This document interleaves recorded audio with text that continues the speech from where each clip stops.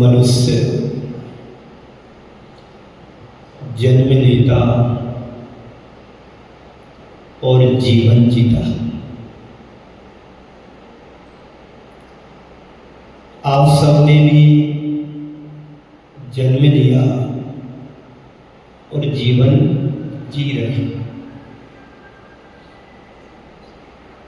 पर जो जो मनुष्य बड़ा होता है या व्यक्ति जो जो बड़ा होता है, उस अवधि में या उस समय में अपने जीवन के साथ बहुत कुछ जोड़ लेता है। आपके पूर्वजों ने यहाँ पर जमीन ली होगी, भूखंड खरीदा होगा और उन्होंने अपने शासनकाल में इतना विशाल भूखंड का एक निर्माण किया, मंदिर विद्यालय जिनालय का निर्माण किया। उन्होंने जोड़ा, लेकिन अपने लिए नहीं जोड़ा, परमार्थ के क्षेत्र के लिए जोड़ा। लेकिन संसार का प्रत्येक प्राणी जिंदगी भर स्वयं के जोड़ने में लगा रहता है। यहां पर जितने भी महानुभाव बैठे, सबके इतिहास के पन्ने यदि पलट करके देखा जाए, सिर्फ जोड़ने में सारा जीवन गमाया है, व्यतीत किया है। बोलो किया कि नहीं किया? बोलो, जोर से बोलो। हाँ, संत कहते हैं जोड़ो, कमाओ, गमाने के लिए नहीं, लगाने के लिए। हमारे पूर्वजों ने कमाया और ये लगा करके गए। आज हमारे यहाँ पर बैठने के लिए जगह मिली है, मंदिर जिनालय बना करके गए।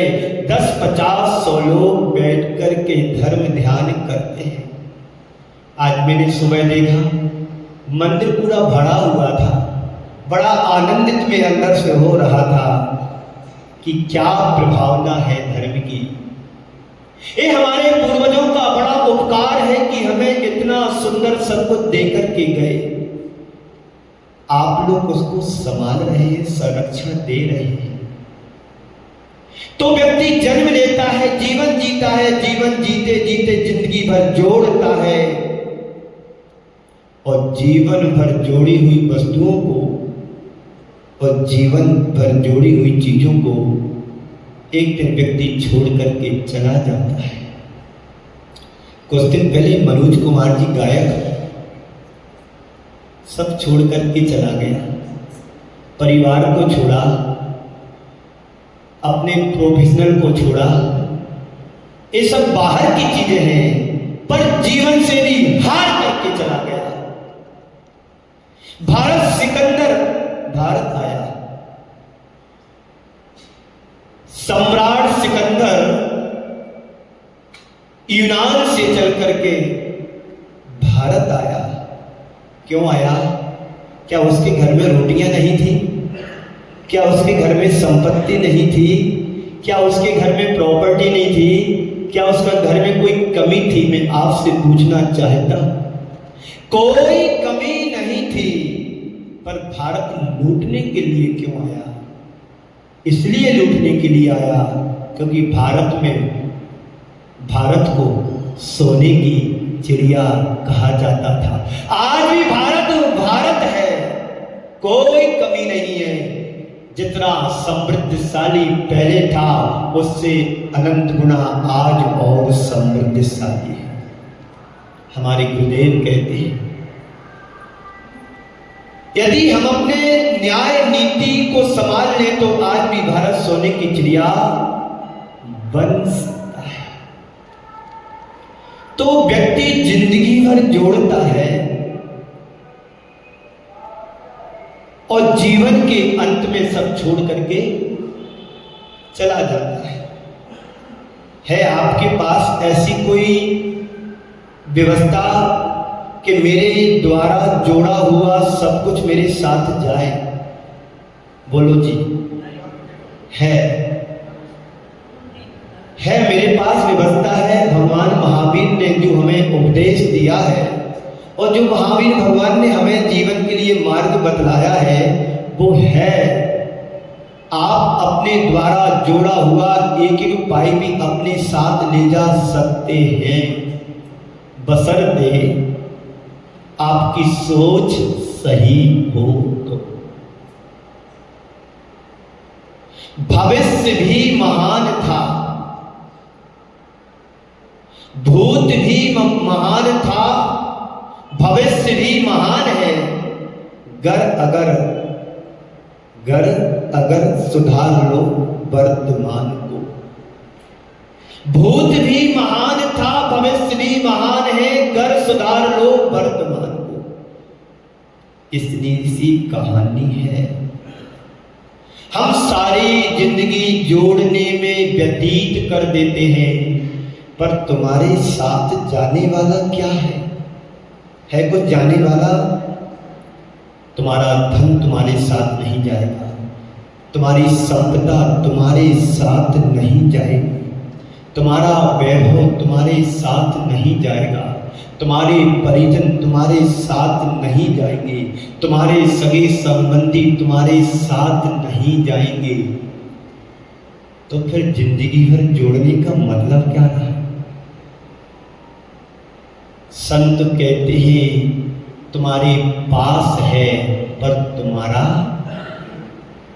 तुम्हारे द्वारा जोड़ा हुआ तुम्हारे पास है पर तुम्हारा नहीं है। ओम, बात समझ में आई? जल्दी समझ में नहीं आएगी। महाराज श्री आज तुम्हारे लिए क्या हो गया? आज हमारे लिए सब नेगेटिव वाली बातें क्यों कह रहे? तुम्हारे पास है तुम्हारा नहीं है। मैंने तो सारी बचपन से जब से उम्र संभाली, पिताजी नहीं थे तब से मैंने मेहनत की है, पसीना बहा करके एक एक पाई जोड़ा, और आप कह रहे तुम्हारा नहीं है। ये आपकी बात आपके मुख से शोभा नहीं देती। मैं पुनः कहता हूं कि तुम्हारे पास है पर तुम्हारा नहीं है। ये सत्य है, महाकटु सत्य है। यदि तुम्हारे पास तुम्हारा जो है तुम्हारा होता तो छाया की तरह बनकर के तुम्हारे अपने पिताजी भी लेकर के गए होते, और तुम्हारे पूर्वज तुम लेकर के जाओगे। है इस पर विश्वास? तन धन को साथी समझा था, पर ये भी छोड़ो चले जाते। ये कहानी किसकी है? बोलो महानुभाव। एक कहानी किसकी है? तुम्हारी और हमारी कहानी है, किसी गैर की और की कहानी नहीं है। पर कहानी को तुम कहानी की तरह पढ़ करके छोड़ देते हो, कहीं तुम उस कहानी को सत्य रूप में स्वीकार कर लोगे, जीवन का कल्याण हो जाएगा। है विश्वास? एक जगह नाटक हो रहा था, एक जगह नाटक हो रहा था। यहां पे तो दर्शक कुछ भी नहीं है। जहां नाटक हो रहा था पूरा ग्राउंड भरा हुआ था। ईश्वर दास जी विद्यासागर हुए, ईश्वर चंद विद्यासागर ऐसा उनका नाम है कुछ। वो भी उस नाटक को देख रहे थे। वो भी उस नाटक के साक्षी बने हुए थे, दर्शक की श्रेणी में वो बैठे हुए थे। नाटक के बीच में एक ऐसा दृश्य आया, एक युवक एक युवती को छेड़ रहा है, एक लड़का एक लड़की को छेड़ रहा है। वो दृश्य ईश्वर चंद जी विद्यासागर के लिए सहन नहीं हुआ। सभा में से उठकर के मंच पर जाकर के अपनी सैंडल को उतारा और 4 बार उसकी पीठ पर मार दी। सभी सभासद देख करके आश्चर्यचकित हो गए कि क्या बात है, ऐसा तो कभी हुआ नहीं, आज इसने कैसा कर दिया।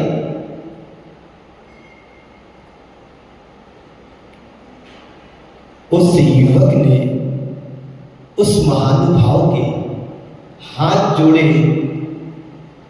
और चरणों को छुआ कि अभी तक तो मैं नाटक करता चला आ रहा था, आज मेरे नाटक को तुमने यथार्थ मान लिया। आज तुमने मेरे नाटक को यथार्थ मान लिया। अभी तक मैं, जब तक से मैं नाटक कर रहा हूं, मैं नाटक ही कर रहा था। आज आपने मेरे नाटक को सार्थकता प्रदान कर दी। जिस दिन तुम अपने जीवन के यथार्थ को पहचान लोगे, आत्मा के स्वरूप की पहचान कर लोगे, तुम्हें संसार का नाटक नाटक जैसा नहीं दिखेगा। आचार्य कुंद देव कहते हैं, सुध परि चिदाड़ भूदा सब वस्त विकाम भोग बंद कहा, ए अर्थस्थ विलंबो नवर बिहत्तस्य। हमारे द्वारा संसार में हर प्राणी के साथ सुध परि चिदाड़ भूदा, जो काम भोग बंद की कथाएं सुनने में है, परिचय में है, अनुभव में है।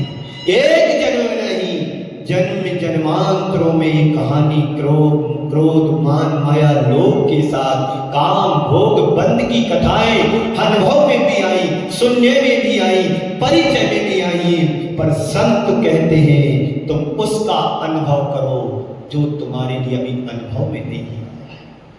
उस अनुभव को करो जिसका तुमने अभी तक अनुभव नहीं किया है। उसका परिचय करो जिसका आप अभी तक आप परिचित रहे हो, और उसको सुनो जिसको सुनने के बाद किसी और को सुनने की तुम्हें आवश्यकता ही ना पड़े।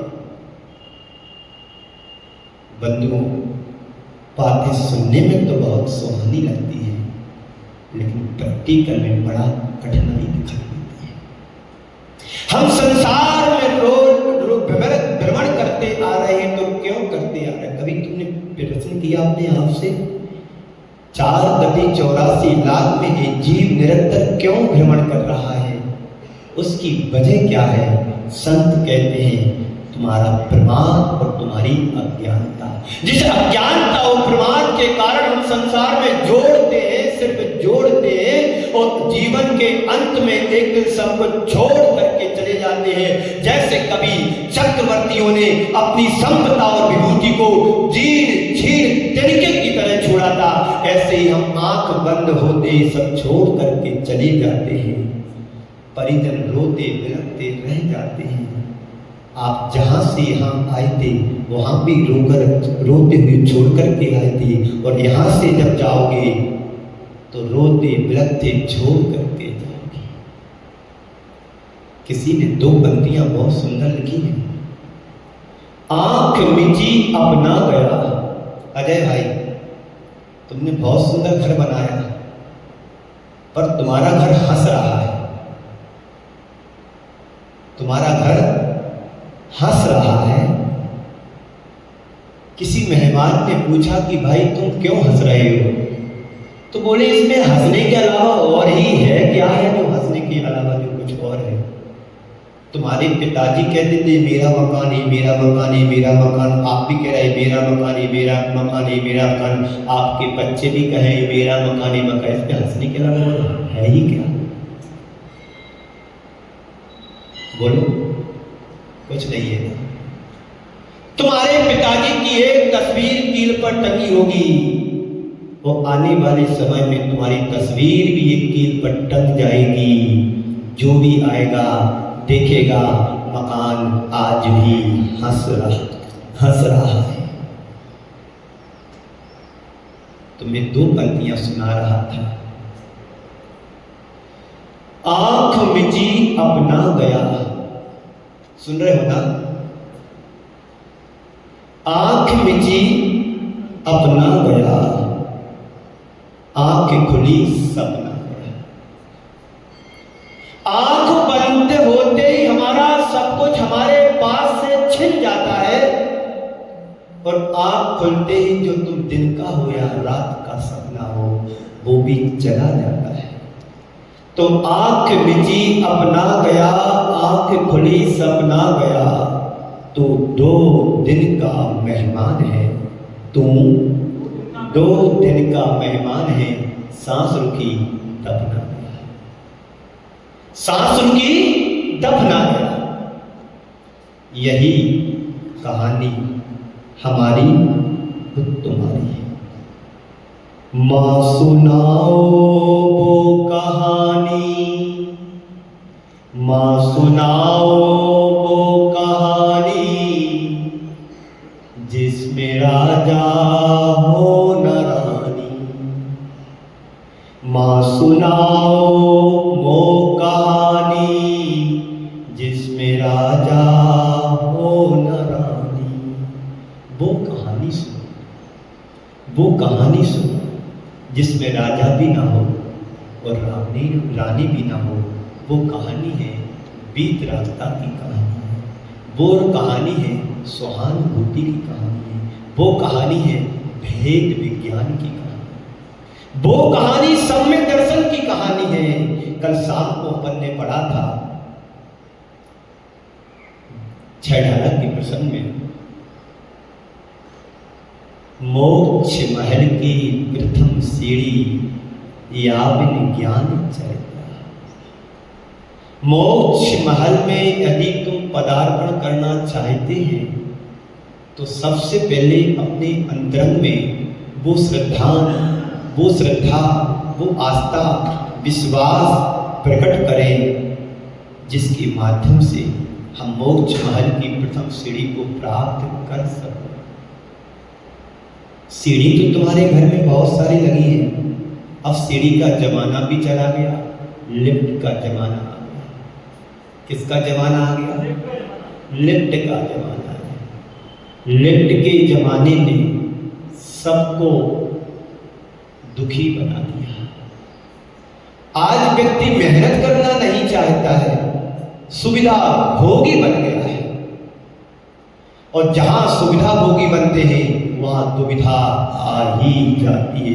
काश तुम लिफ्ट पर चल रहे हो, उसी क्षण तुम्हारी लाइट गोल हो जाए तो तुम्हारा क्या होगा? घुटन होकर के तुम ही धराशायी होगा। सुविधा दुविधा बनी है। संत कहते दुविधा को सुविधा मत बनने दो, सुविधा तुम्हारी दुविधा को लेने वाली है। ऐसी सुविधा से दूर रहो। अपनी आत्मा की ओर दृष्टिपात करो। आत्म केंद्रित होने की जरूरत है। जब तुम्हारी दृष्टि आत्मा की ओर हो जाएगी, तुम्हारे लिए दुविधा में भी सुख दिखाई देगा, दुख में भी सुख, हानि में भी लाभ, प्रतिकूलताओं में अनुकूलता ये दिखाई दे, क्योंकि हमारा दृष्टिकोण बदल गया है। इसी आशय को प्रतिपादित करते हुए पूज्य गुरुदेव ने एक बहुत सुंदर हाइकु दिया है। शायद यहाँ पर लिखा कि नहीं लिखा मुझे नहीं पता है, नहीं लिखा है तो मंदिर की मुख्य द्वार पर जरूर लिखवा देना। वो हाइकु बहुत मजेदार है। जिस बात को मैं प्रारंभ कर रहा था अभी तक, उसी बात से संदर्भित है। अजय भाई, स्वर्ण अक्षरों में उस हाइकु को लिखवाना है तुम्हारे परिवार के द्वारा। क्या है वो हाइकु? जुड़ो ना जुड़ो। खूब जोड़ा है अजय भाई ने। जुड़ो ना जुड़ो, ना तो किसी को जुड़ो, किसी से जुड़ो ना किसी को जोड़ो। जुड़ो ना जोड़ो, जोड़ा तो छोड़ो। जो तुमने जोड़ के रखा है उसको छोड़ो, मोह से बाहर निकलो। मोह महामद पियो अनादि, भूल आपको दूसरों को नहीं, भूल आपको भरमवादी। व्यर्थ में संसार के चक्कर लगा रहा है। क्यों लगा रहा है? अपनी आत्मा के स्वरूप को भूल करके। कब तक भूले रहोगे? जब तक मोह का आवरण तुम्हारी आत्मा पर ढका रहेगा, चढ़ा रहेगा। जिस दिन तुम्हारे कर्मों का ज्ञानावर्णी, दर्शनावर्णी, मोहिनी, वेदनी, आयु, नाम, गोत्र, अंतरा इनके आवरण छट जाएंगे, बादल साफ हो जाएंगे। जो प्रकाश को प्रताप आएगा वो हमारे अंधकार को नष्ट करने वाला होगा। ऐसे ही जब आवरण हमारी आत्मा के ऊपर से हटेगा तो हमारे अंदर ज्ञान का तत्व, ज्ञान का प्रकाश स्फुटित होगा। जितने भी अभी बैठे हैं सबकी आत्मा पर कर्मों का आवरण छाया हुआ है। अभी मच्छर आ जाए तो तुरंत हाथ हमारे मच्छर के ऊपर चला जाता है। कल मैंने कहा था सम्मा दिट्ठी मुनि सत्य भय विप्य मुक्ता, सम्यक दृष्टि जीव 7 भयों से मुक्त होता है। उसी का श्रद्धान देख सतगुरु ऊपर जमता है, जम पाता है, निसंकित होता है, निकांक्षित होता है। हमारे अंदर इच्छाएं भी हैं, हमारे अंदर भय भी है। भय हमारी एक मानवीय दुर्बलता है, कमजोरी हमारे जीवन की बहुत बड़ी मानवीय दुर्बलता है। इन कमजोरी को, दुर्बलता और बुराइयों से ऊपर उठना ही भगवत्ता के स्वरूप को प्रकट करना है। जितने भी आचार्य भगवंत हुए उन्होंने सब हमारे लिए यही उपदेश दिया है कि राग देश मोह को छोड़ो और बीत रागता की शरण में जाओ। आप रोज आकर के 5 बजे, 5:30, 6 बजे आकर के भगवान की घंटी खटखटाते हो। क्यों खटखटाते हो? यहाँ पर क्या मिलता है तुम्हारे लिए? कुछ मिलता है? कुछ नहीं मिलता। मिलता होता तो एक झोला लेकर के आया गया, भर के ले जाओ। नहीं मिलता। पर जो यहां मिलता वो दुनिया में कहीं नहीं मिलता। जो इस विश्वास से भरकर के मंदिर दरबार पर आते हैं वो सब कुछ लेकर के चले जाते हैं। माल कुछ भी नहीं है, माल कुछ भी नहीं है और दिखता भी कुछ नहीं है, पर हम सब झोली भरकर के ले जाते हैं। वो परमात्मा का दरबार है, वो गुरु का दरबार है, दिखता कुछ नहीं है, लेकिन हम सब झोलियां भर भर करके ले जाते हैं। यही विश्वास, यही श्रद्धान तुम्हारे लिए परमात्मा तक पहुंचाने में समर्थ होगा। तो मैं कह रहा था गुरुदेव के उस आयु को, जो गुरुदेव मनुष्य की इसी क्रिया पर अपना मार्गदर्शन देते हुए कहते हैं, जुड़ो ना जोड़ो, जोड़ा तो छोड़ो, पर जुड़ो तो बेजोड़ जुड़ो। जुड़ो तो बेजोड़ जुड़ो। किससे जुड़ो? प्रभु से जुड़ो, धर्म से जुड़ो, धर्मात्मा से जुड़ो, अपने कर्तव्य से जुड़ो और स्वयं से जुड़ो। प्रभु के धर्म से जुड़ो, प्रभु की भक्ति से जुड़ो, गुरु से जुड़ो, गुरु की भक्ति से जुड़ो, जिनवाणी से जुड़ो, जिनवाणी की सेवा से। ये जुड़ाव तुम्हारे जीवन का कल्याण कराएगा। अभी तक तुम जिससे जुड़ रहे हो, जिसको जोड़ रहे हो, वो सब क्षण भंगुर है, नाशवान है, क्षण क्षयी है। एक पाई भी तुम्हारे साथ जाने वाली नहीं है। तुम्हारे तन के वस्त्र भी अंत समय तुम्हारे खींच लिए जाते हैं। कहते हैं जब इस भारत में सिकंदर सम्राट आया था और यहाँ पर आकर के अचानक बीमार हो गया, तो उनके परिव्राजकों ने पूछा कि महोदय जी, आपकी अंतिम इच्छा क्या है? आपकी अंतिम इच्छा क्या है? तो वो कहता है सिकंदर सम्राट कि मुझे मेरी माँ से बहुत प्यार है, जब तक मुझे मदद बचा लो, जब तक मेरी माँ मेरे पास ना आ सके। डॉक्टरों ने, परिव्राजकों ने कहा कि महोदय जी, आपकी तबीयत इतनी बिगड़ चुकी है, माँ तुम्हारे पास भी नहीं आ सकती और तुम्हें बचाया नहीं जा सकता है। तुम मेरा आधा सम्राट ले लो पर मुझे बचा लो। तो डॉक्टर लोग कहते थे तुम आधा क्या, पूरा सम्राट भी मुझे दोगे, सम्राट भी पूरा मुझे दोगे, तो तुम्हें बचाने में हम लोग समर्थ नहीं हैं। कोई बात नहीं, जाना तो सबको इस दुनिया से, कोई कल जाएगा, कोई आज जाएगा, जा सब रहे हैं बंधुओं। तो उसने अंतिम समय में यही कहा, जब मेरा इस दुनिया से जनाजा निकाला जाए तो मेरे कफन के बाहर से दोनों हाथ खुले रख देना। जब तुम मुझे दुनिया से जनाजा मेरा निकाला जाए तो दोनों हाथ बाहर खाली खुले रख देना। तो परियाचक कहते हैं महोदय जी, एक कानून से विरुद्ध कार्य नहीं कर सकता हो। तो सिकंदर कहता है मेरा जब भी जनाजा निकाला जाए तो कानून के विरुद्ध ही निकाला जाए। आप लोग भी जब इस दुनिया से जाओ तो तुम्हें बांध के ले जाए, कहीं ये भाग ना जाए। क्या पता उठ करके कहीं चल लो तो हमारी सब बारात लगी रह जाएगी।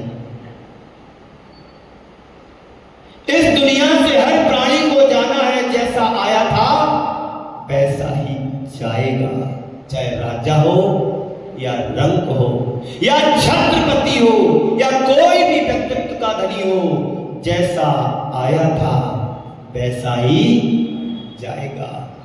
जो लेकर के आया था वो यहाँ तुमने भोग लिया, यहाँ तुमने जो कमाया वो लेकर के जाओगे, चाहे पुण्य हो या पाप हो। पुण्य पाप फल माही, हरक बिलखो मत भाई। बंधुओं, पुण्य के उदय में हमें हर्षित नहीं होना है और पाप के उदय में मुझे दुखी नहीं होना है। ये सब पुद्गल की पर्याय है। इस दान ये विश्वास तुम्हारा है अपने जीवन पर। तुमने मनुष्य जीवन पाया, बोलो पाया कि नहीं पाया? पर कभी ये ख्याल आता है कि कितनी दुर्लभता से पाया?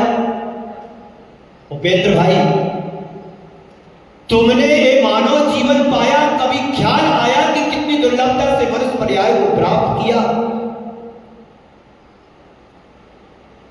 जब हम शास्त्रों को पढ़ते हैं तो एक इंद्रिय पर्यायों को देखो, दो इंद्रिय पर्यायों को देखो, तीन इंद्रिय, चौरिंद्रिय, पंचेंद्रिय, असंगी पंचेंद्रिय। मनुष्य जीवन गिने हुए अंकों पर निर्धारित है। मात्र मनुष्य की पूरे विश्व में संख्या है 29 अंक प्रमाण, इससे ना घट होगी ना बढ़ेगी। संख्यात ही मनुष्य है। फिर भी हम 3 तिरा के हो रहे हैं। एक समाज है, 4 भागों में बट रही। एक नगर है, अलग अलग जोन में अलग अलग अपने नियम कानून एक दूसरे को पूछने वाला है। हम एक छत के नीचे कब रहेंगे, बड़ा मुश्किल बनता है। कोई बीजेपी का होता है, कोई कांग्रेस का होता है, कोई निर्दलीय होता है, कोई जनता दल का होता है। ऐसी सब जगह मच रहा है। पर दुर्लभता को तो सोचो, कितनी दुर्लभता से मानव जीवन पाया है हमने। यहाँ पर समरसता होना चाहिए, पारस्परिक व्यवहार होना चाहिए। शांति की बात करते रोज मंदिर में आकर के और घर में जाकर के अशांति का तूफान मचाते हैं। शांति लाल जी, ज्वाला प्रसाद जी बन जाते हैं। नहीं, हमें अपने जीवन की कीमत को समझना है। और जीवन तुमने जो पाया है, कीमत चुकाने के बाद भी तुम उस जीवन को नहीं पा पाओगे। सत्य है। तो गुरुदेव ने क्या कहा?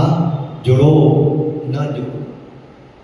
ऐसा कुछ भी तुम मत जोड़ो जो तुम्हें छोड़ते समय तकलीफ और परेशानी का सामना करना पड़े।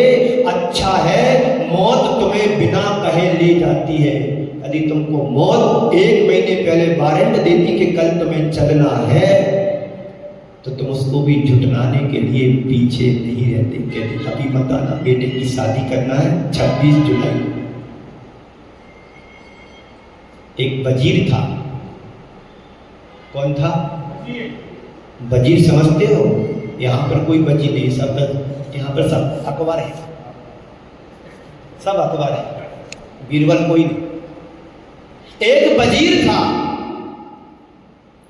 राजा ने उसे आदेश फरमान कर दिया कि कल की तारीख में इसको सूली पर चढ़ाया जाए। क्या किया जाए? आप लोग सुन रहे हो ना? नींद तो नहीं आ रही? नींद कब आती? जब बात समझ में नहीं आती और थोड़ी अनुकूलता हो जाए, पंखा मिल जाए, अच्छा सुनने मिल जाए और बाद में पानी की बॉटल भी रखी हो, फिर तो आनंद ही आता। तो वजीर को आदेश दिया गया कि कल तुम्हें सूली पर चढ़ना है, फांसी की सजा है। कोई बात स्वीकार कर लिया। जिस दिन उसे सूली पर चढ़ना था, उस दिन कुछ योग ऐसा बना कि उसका जन्मदिन था। क्या था? जन्मदिन था। तो यहाँ के परियाचक सेवक लोग उसके पास आदेश लेकर के गए कि आप, मेरे राजा का आदेश है कल तुम्हें सूली पर चढ़ना है। तो वहां पर वो मंत्रीगण देखते हैं वहां तो नाच गाना चल रहा है, संगीत चल रहा है, नृत्रांगनाएं नृत्य कर रही हैं, सुरासुंदरी नाच कर रही है, वो बड़ा सिंहासन पर बैठा है। और लोगों ने, मंत्रियों ने देखा पता नहीं मामला क्या है, इसको तो सूली पर चढ़ना है, और जिसको सूली पर चढ़ना होता है वो तो दुखी होता है। अब मरे, अब मरे, अब मरे, सूली पर चढ़ना है, अब मरे, क्या करूं, बचा दूं कोई। पर वहां तो नाच गान, बड़ा महोत्सव चल रहा है। और मंत्रियों ने टोकते हुए कहा कि वजीर, तुम्हें मालूम नहीं है, कल सुबह तुम्हें 6:30 पर सूली पर चढ़ना और तुम नाच गान देख रहे हो।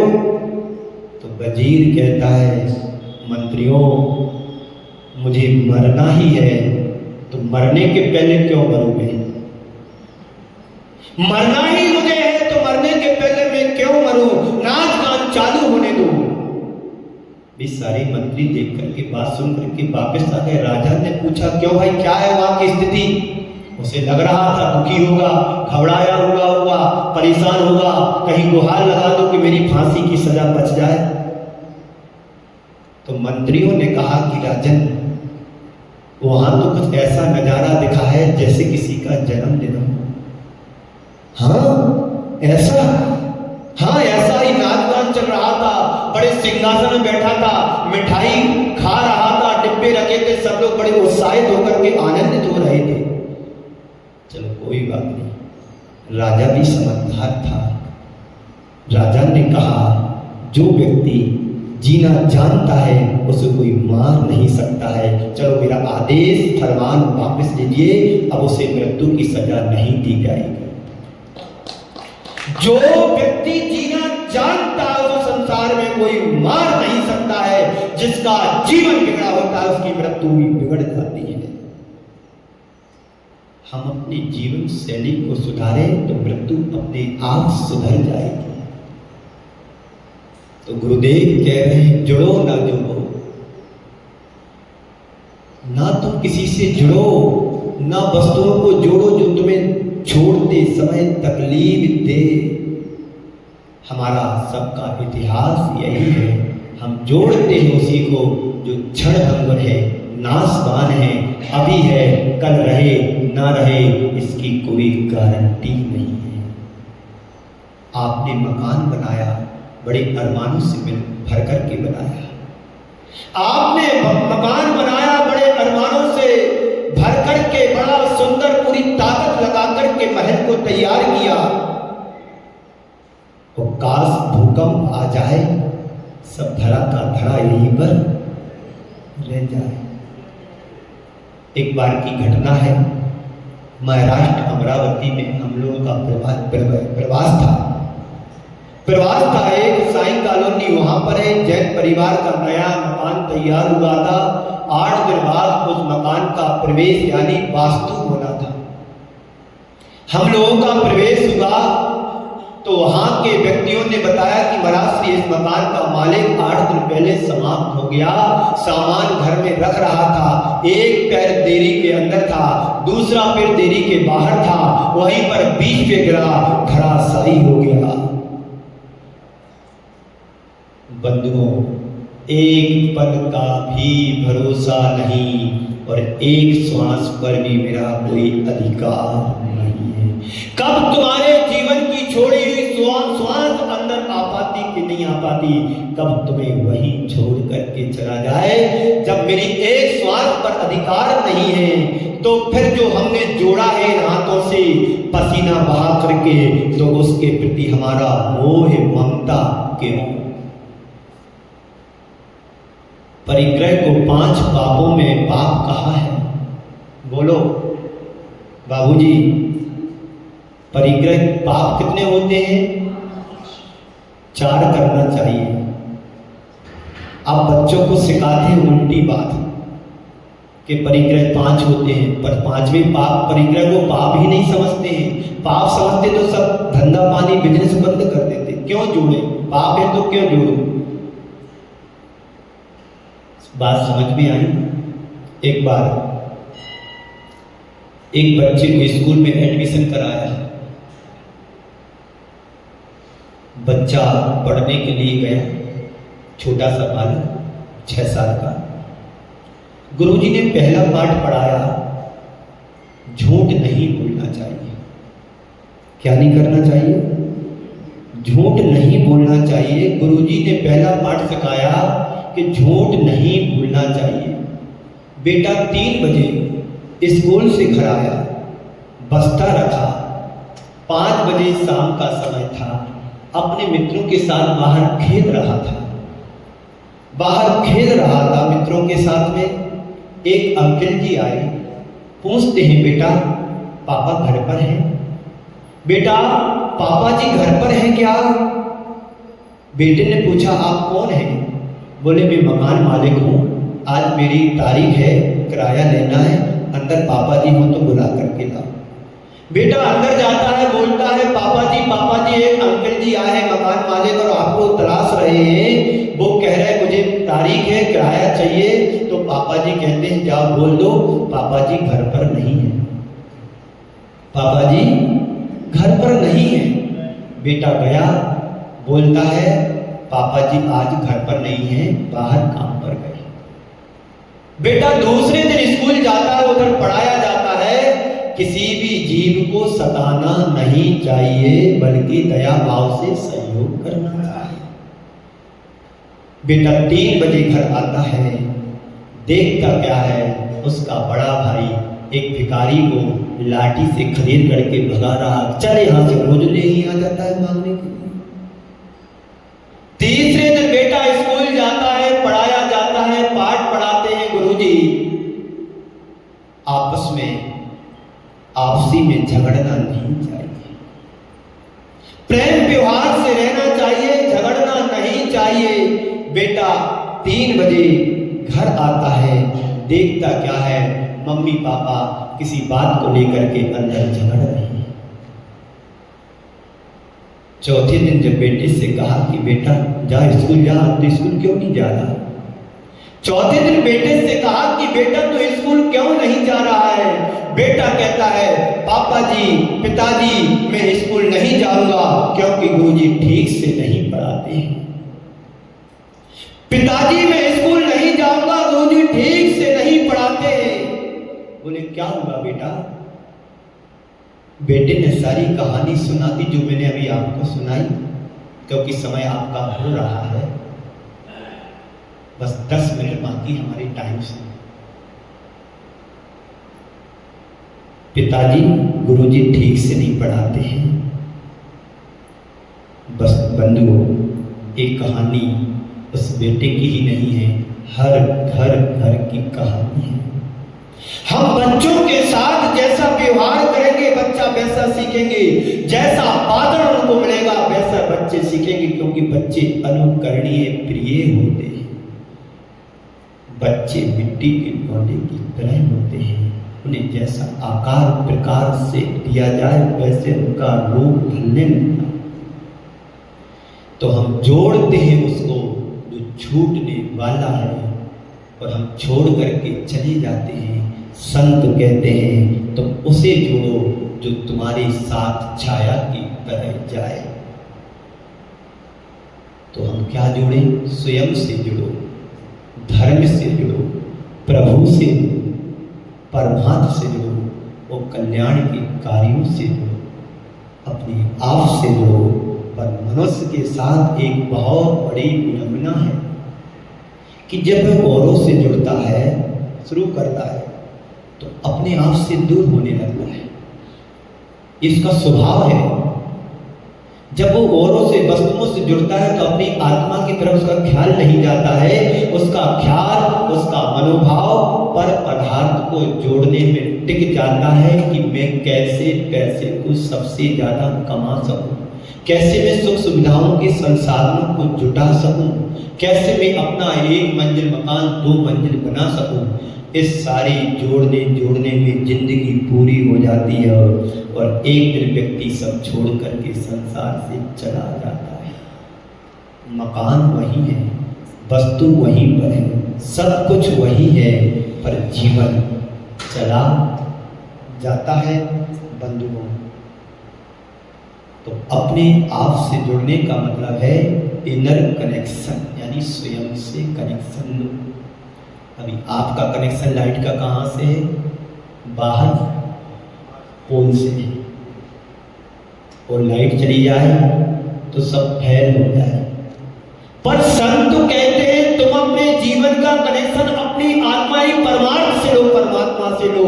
लाइट भी चली जाएगी पर तुम्हारे चेहरे की चमक नहीं जाना चाहिए। जब एसी बंद हो जाती है तो एसी बंद बाद में होती, चमक तुम्हारे चेहरे की पहले चली। अब क्या होगा? लाइट कब आएगी? अब लाइट में इन्वेस्ट इन्वर्टर में कर दिया तो लाइट जाने का तो पता ही नहीं पड़ता है। थोड़ी सी बात सुना के विराम दूं। मनुष्य जिससे जुड़ता है, मनुष्य जिससे जुड़ता है उसका सारा लेखा जोखा उसके पास होता है।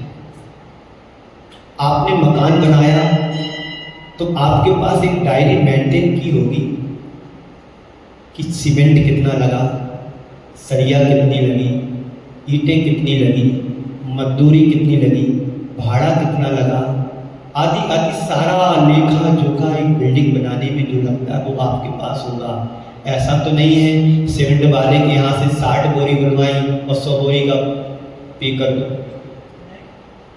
इतना तो मूर्ख कोई नहीं होगा।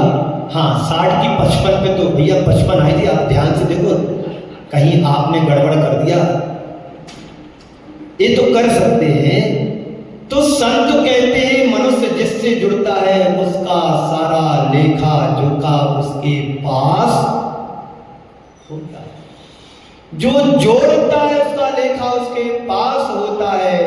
अगर तुम खुद से जुड़े हो तो खुद का लेखा जोखा हमारे पास क्यों नहीं है? आप शांति धारा करते हैं, कितने रुपए की करते हैं बताना जरा? 250 रुपये।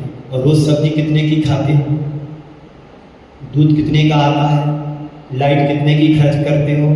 मकान का टैक्स कितना लगता है? दिन पूरा यूज करो। मंदिर की लाइट है, पानी है, चटाई है, कुर्सी है, टेबल है और चमर है, छत्र है, भगवान है, जल है, पांडुचला है, कलश है। कितना यूज करते हैं तो भगवान की सामग्री को, वैभव को। मात्र भगवान के लिए 250 रुपये, और डॉक्टर के पास जाओ तो 2500 रुपये फीस लगेगी। ध्यान रखना, 2500 तुम भगवान के चरणों में निछावर करोगे तो डॉक्टर की डेरी तुम्हें कभी चढ़ने की जरूरत नहीं पड़ेगी। हम जोड़ते हैं, पाप कमाते हैं और पाप में कमा करके संसार से दूर हो जाते हैं। कमाया है लगाओ, कमाने के लिए नहीं। कमाओ खुद के लिए कमाओ और अपनों के लिए कमाओ। कमाओ जरूरत के लिए कमाओ और जरूरतमंदों के लिए कमाओ।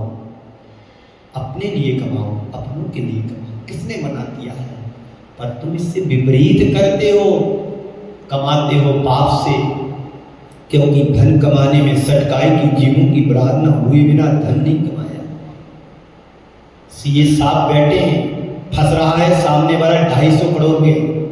अब इसको प्लस में लाओ, ईमानदारी से लाओ तो झूठ बोलना पड़ेगा, साइन भी करना पड़ेगा।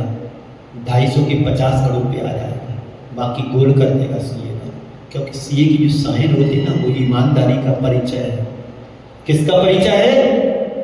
वकील जो होते हैं सब काला पहन करके काला काम करने वाले होते हैं।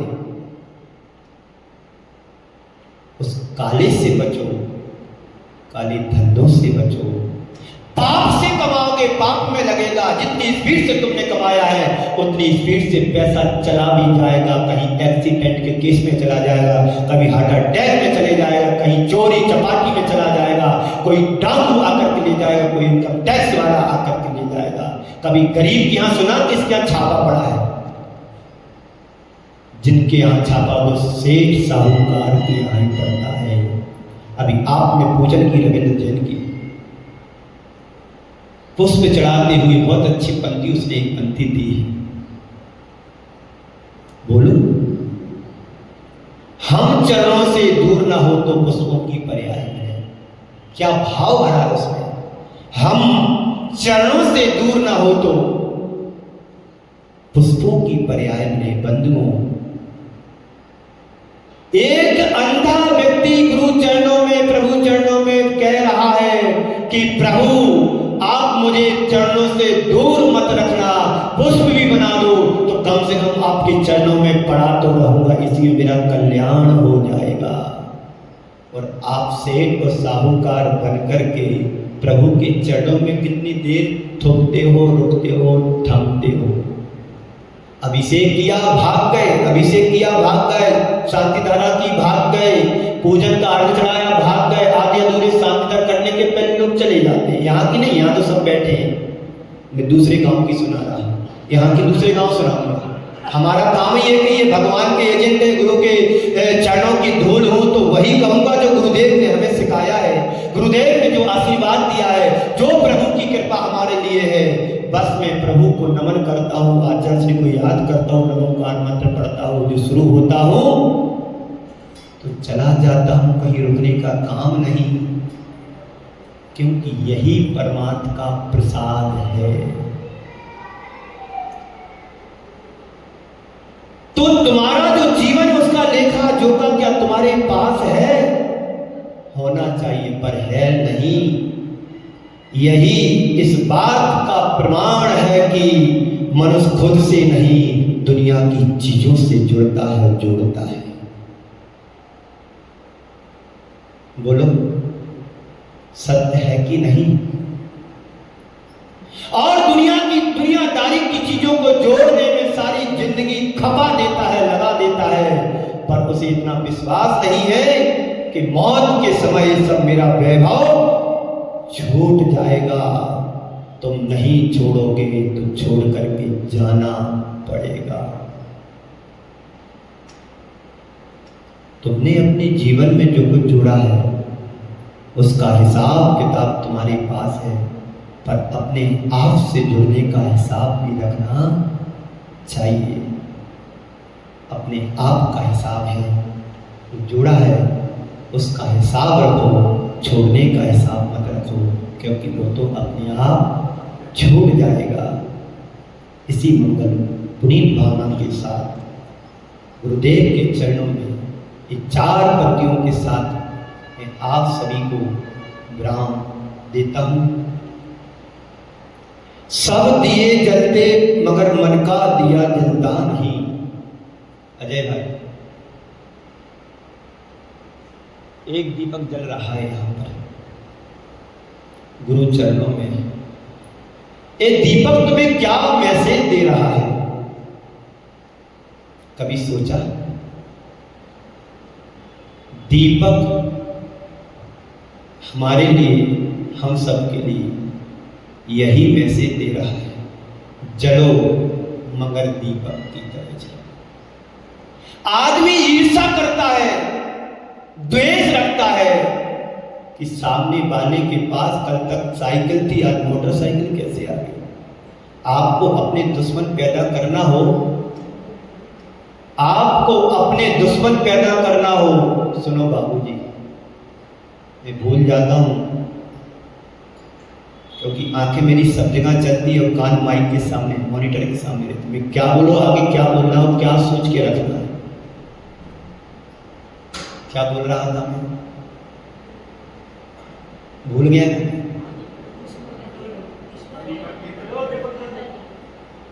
जलो मगर दीपक की तरह।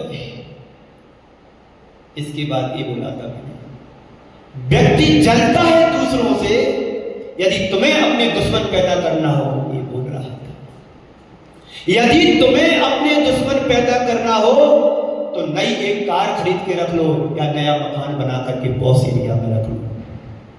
100 दुश्मन तुम्हारे पैदा हो जाए। कल तक ये फकीर था, आज अमीर कैसे बन गया? कहीं चोरी की होगी, कहीं डाका डाला होगा। ये व्यक्ति की गंदी सोच है और इसी गंदी सोच के कारण संसार का हर प्राणी दुखी, सिर्फ दुखी है। तो दीपक से हमें ये मैसेज लेना चाहिए, जलो मगर दीपक की तरह। और दूसरा मैसेज हमें ये लेना चाहिए, खुद प्रकाशित हो और तुम्हारे संपर्क में आने वाला हर आत्मा प्रकाशित हो, हर पदार्थ प्रकाशित हो। एक भावना हमारी होना चाहिए। हमारे संपर्क में जितने भी लोग आए सब हमसे लाभान्वित हो, ये भाव हमारा होना चाहिए। कोई भी दीन दुखी दरिद्री असहाय व्यक्ति, दीन दुखी परेशान वाला व्यक्ति आपके पास आता है, बाबूजी मेरे लिए कुछ सहयोग मिल जाए, आप उसकी जरूरत की पूर्ति करें, उसकी परिस्थितियों को देखकर उनका साथ निभाएं, क्योंकि हमने कमाया है, पुण्य से कमाया, उसकी कीमत उस असहाय व्यक्ति को समझ में आ रही है। सद्भाव में वस्तु की कीमत समझ में नहीं आती है। जब वस्तु का अभाव होता है या जब वस्तु हमसे दूर भागती है तब उस चीज की कीमत समझ में आती है। तो मगर सब दिए जलते मगर मन का दिया जलता नहीं, सब दिए जलते मगर मन का दिया जलता नहीं। खोजते ही खोजते ढल जाती है जीवन की शाम। सुबह से शाम हो जाती है, 9:30 बज रहा है, शाम के 6:30 बजेंगे, रात के 9:30 बजेंगे, तो बिस्तर पर ढेर हो जाओगे। सुबह 5 बजेंगे, 6 बजेंगे, 7 बजेंगे, 8 बजेंगे, 9 बजेंगे, 11 बजेंगे। किसी की सुबह 11 बजे होती, जब 2 बजे रात को सोएगा तो सुबह तो 11 बजे होगी। बोलो, सब दिए जलते मगर मन का दिया जलता नहीं, और खोजते ही खोजते ढल जाती है जीवन की शाम। सबका पता मिलता पर खुद का पता मिलता नहीं, सबका पता मिलता पर खुद का पता मिलता नहीं। खुद के पते की तलाश में हम प्रभु चरणों में आए, अपनी आत्मा से जुड़े, स्वयं से जुड़े, प्रभु से जुड़े, भक्ति से जुड़े, सद्धर्म से जुड़े, अच्छी मानवता के कल्याण के कार्य से जुड़े। निश्चित हमारे जीवन का उत्थान होगा, कल्याण होगा। इसी मंगल प्रीत भावना के साथ पूज्य गुरुदेव के चरणों में नमन अर्पित करते हुए यहीं पर विराम देता हूँ। बोलिए परम पूज्य आचार्य गुरुवर श्री विद्यासागर जी महाराज की। सभी जन अपनी जगह पर खड़े होंगे। माँ जिनवाणी के लिए हाथ जोड़ करके पहले मैं बोलूँगा, बाद में आपको दोहराना है। माता तू दया करके चरणों कर्मों से छुड़ा देना। सभी जन बोलेंगे। इतनी सी विनय तुमसे चरणों में जगह देना।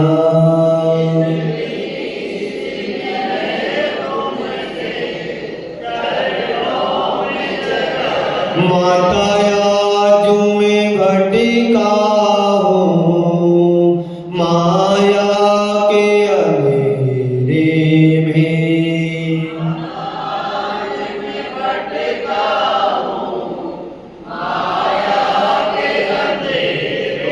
कोई नहीं मेरा है इस कर्म के रेले में।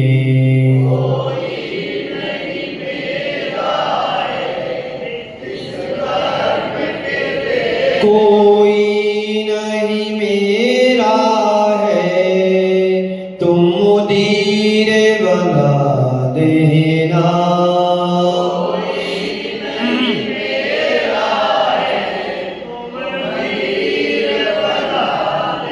जीवन के चौराहे पर मैं सोच रहा कब से। जीवन के चौराहे पर मैं सोच रहा, पथ भूल गया हूँ मैं, तुम राह दिखा देना।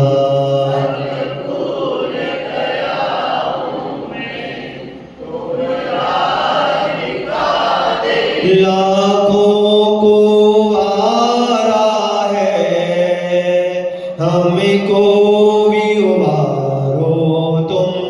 लाखों को आरा है हमको मझधारों में है नैया, उसे